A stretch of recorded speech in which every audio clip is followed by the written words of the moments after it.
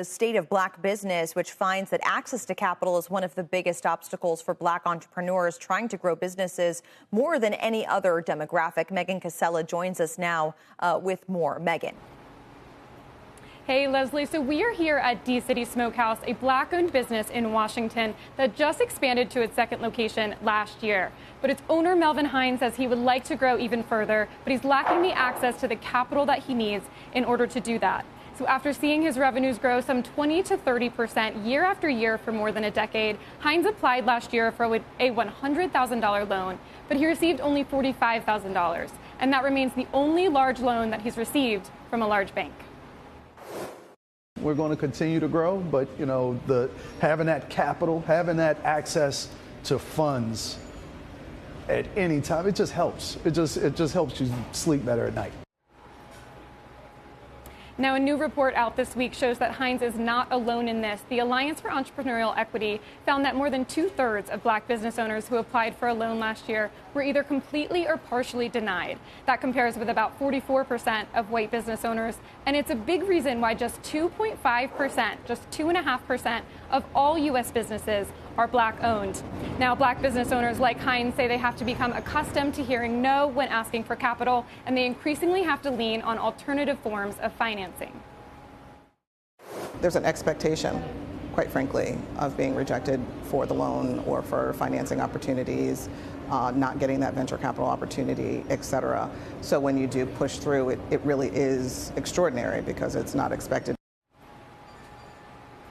Now, for Hines, just this week, he's been meeting with the Local Initiative Support Corporation, and he's hoping that their Black Restaurant Fund, launched in partnership with Uber Eats, is going to help him pull the money to launch a food truck this summer. Guys?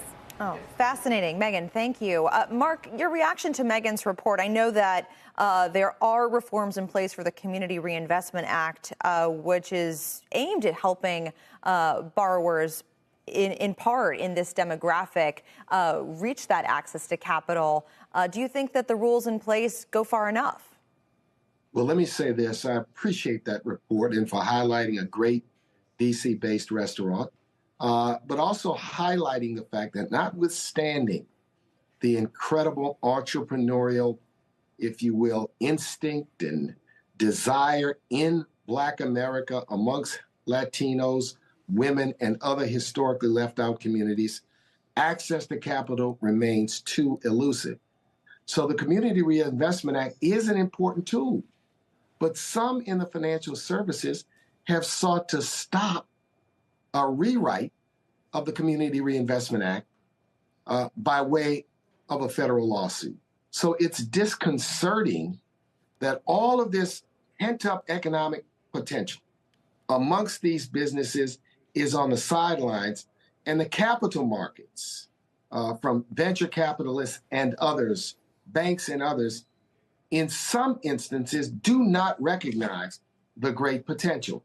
Think of an initiative like the Fearless Fund, which sought in a very modest way to create more capital access for women-owned businesses. They are being sued too.